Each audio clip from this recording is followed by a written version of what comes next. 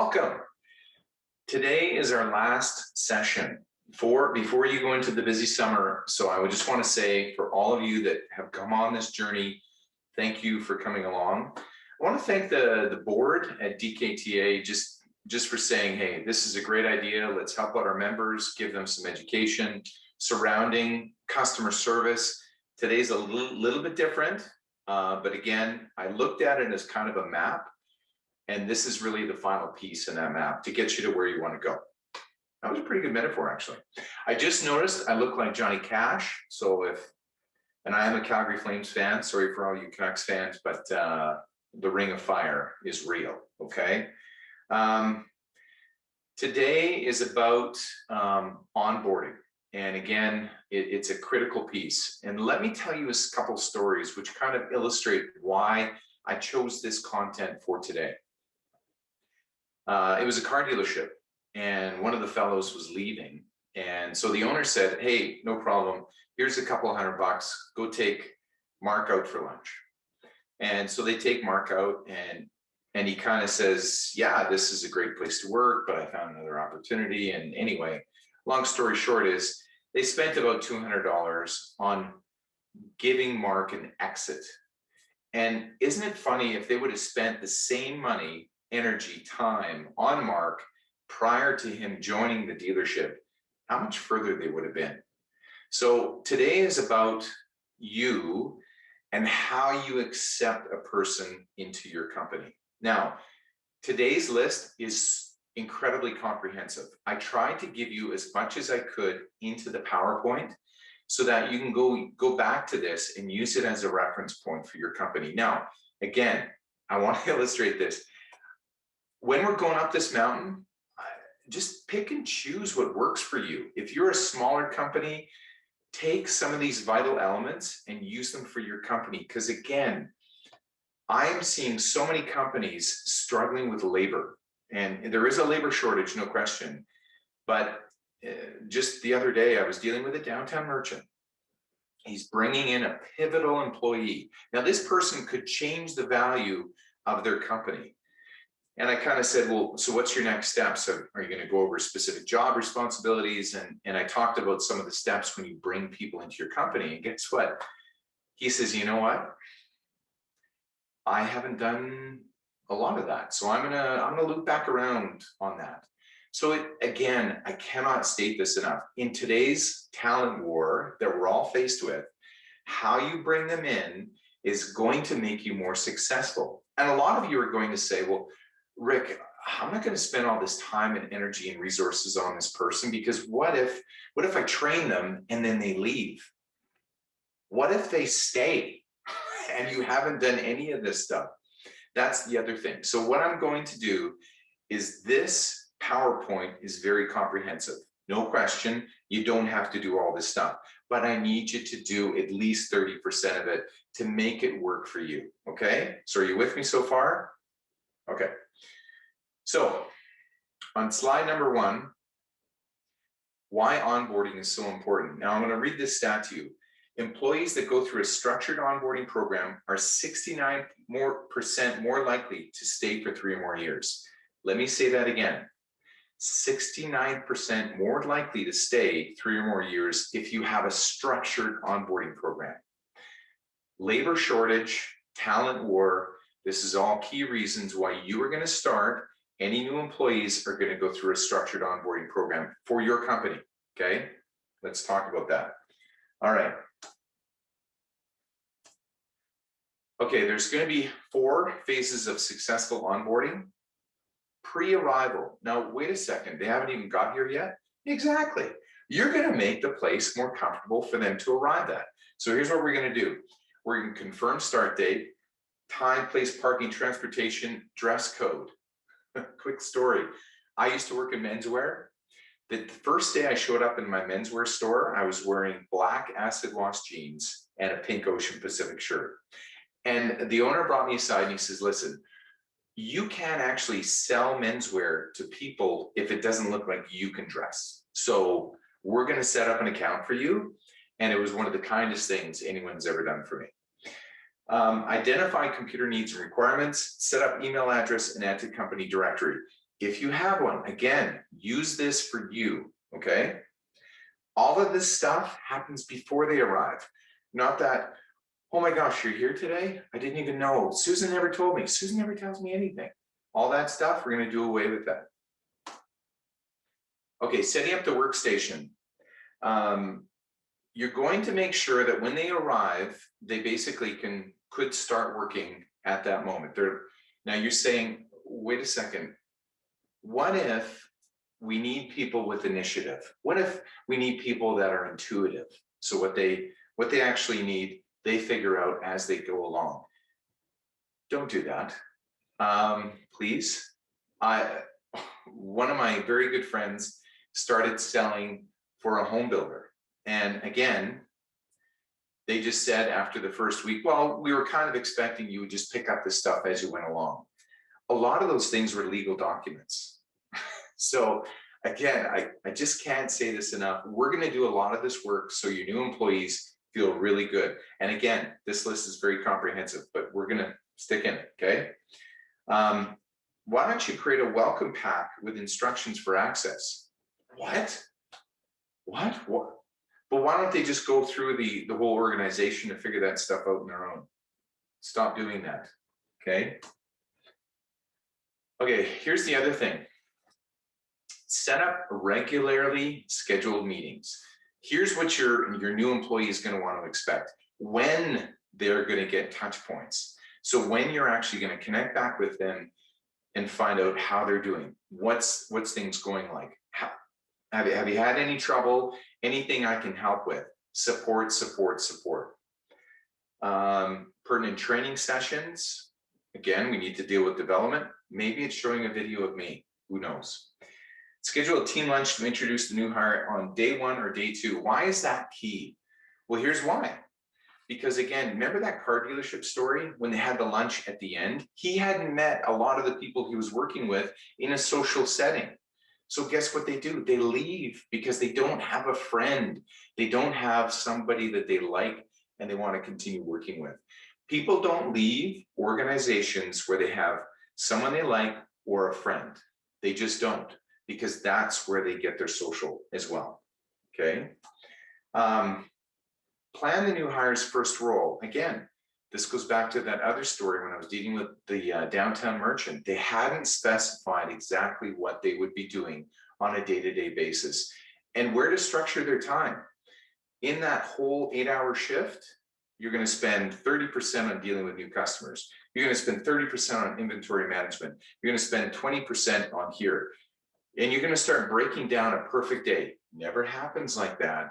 But again, if you give them a very clear understanding of what they're supposed to be doing, they like that.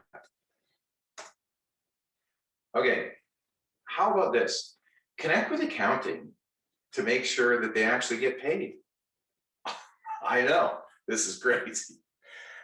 Share documentation around basic office processes, expense reports, timesheets. Again, if you have them, I'm not saying, some of these places, I know you have 1 or 2 employees, or maybe you're just running the show. This is about growth. This is about the future. This is about moving forward, okay? Grant access to key accounts, drive systems, tools, and platforms, and maybe a back end so that if they do happen to do something silly, you also know how to take all that stuff back. Hey, we got a plan for the future. Add new hire to Slack. Rick, what's Slack? It's an internal communication process. Again, your organization may not be big enough, but Slack is one of those wonderful things that if I have a thought and it's going to affect the team, it's a way for me to communicate that with the whole team. So just look at it. It can be any service you want. Slack's one of them, okay? Here's a key one. Request a bio from the new hire. And here's what happens with this. I've been in great organizations where they do this.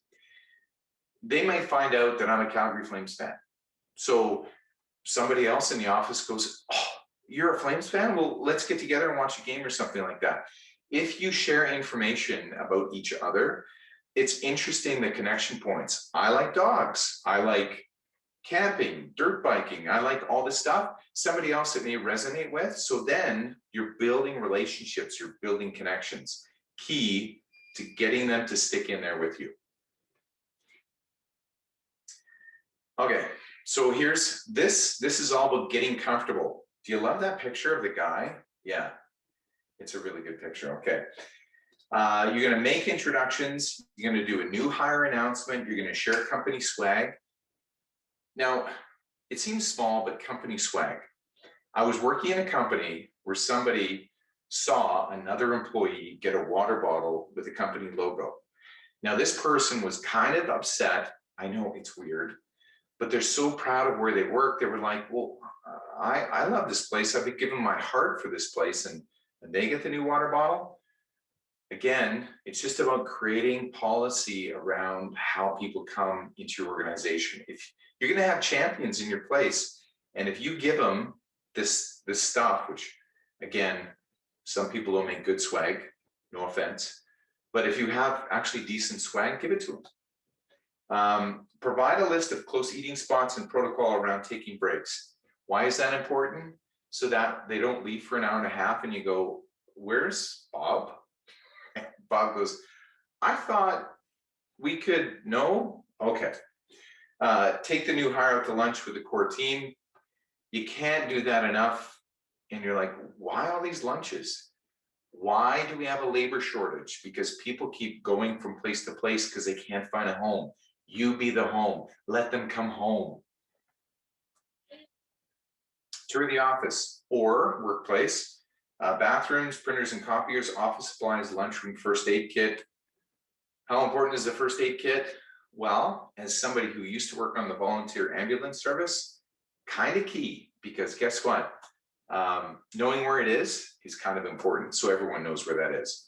I know I'm not being nervous, Nelly. I'm just saying everyone should know where the first aid kit is. Okay, this is, I'm just going to provide a couple of key points in regards to this list because they're the points that I need you to laser focus in on. One of them is on review mission statement, brand values, organization structure, and goals. Again, Rick, I'm a small company. I don't think I have a mission statement. Then have a story about your company. Have an idea of what the goal is. Like, why are we all here? Why are we all working? Goals is kind of funny because if you communicate your goals to your employees of where you're trying to take the company, the business, your storefront, they actually help in different ways that you didn't even think possible. If you share the goals, if you're one of those people, well, they don't need to know that. They just need to show up for work on time. You get more if you allow people access to that internal information that you think is just for you. It's actually for them. Help the new hire navigate the materials by prioritizing what they should review first and setting up check-ins to go through what they've learned and ask any questions. What I mean by that is there's delegate. Okay, delegating is when I tell you to do something, you go do it, and I check in and I go, hey, Randy, how's it going? Like, I gave you that list. Did you get through the list? Did you understand it? When can we talk about this again? That's delegation. Abdication is when you go, here's the list, and then they never hear from you, talk to you. Like, there's no communication around the project whatsoever. So what I want you to start doing is those check-ins, especially with these new hires.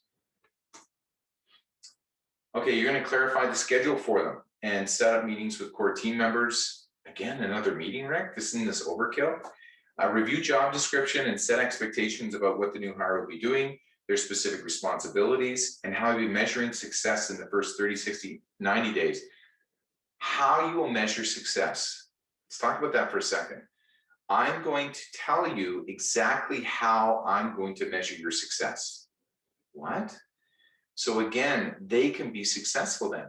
If it's just like, well, they should know what they're supposed to be doing. They should know. Come on. Again, maybe your goalposts are different from theirs. So if you tell them where the goalposts are, they're actually going to strive for those instead of spending unnecessary time on stuff that you don't want them to. 30, 60, 90 days, very key. And here's another one. Make sure they understand your personal management style. Mine is when I manage people, I tell them, here's a couple of things you need to know. Timing, I'm not great at it because I try and do too much within an hour. And I'm optimistically thinking I can get it all done. So if you have a clear set schedule, let's set up an agenda for meeting times or anything else like that, so I can make sure I can manage my own time better, because I'm horrible at that. So these are some of the things you need to go through with them and just say, here's how I like to deal with people. What do you think about that? Okay.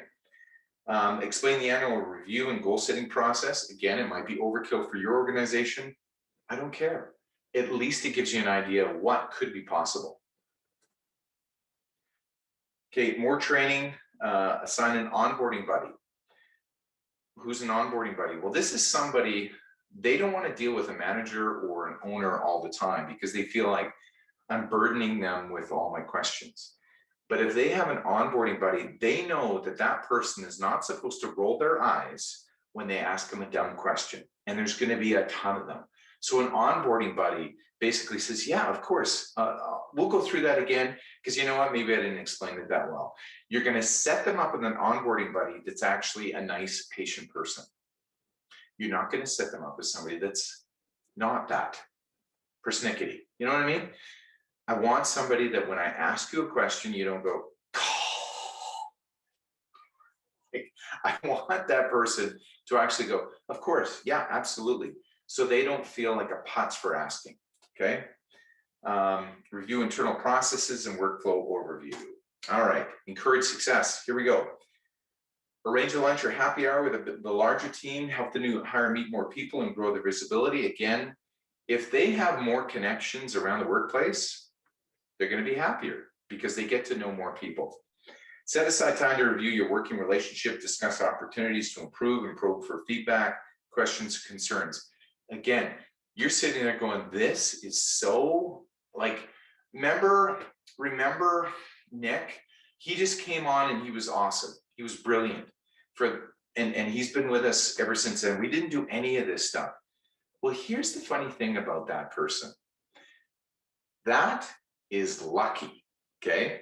That was lucky. And I think if we're trying to replicate a guy like Nick, we're going to set up a process so we can always know what the outcome is going to be. You do get those one-offs.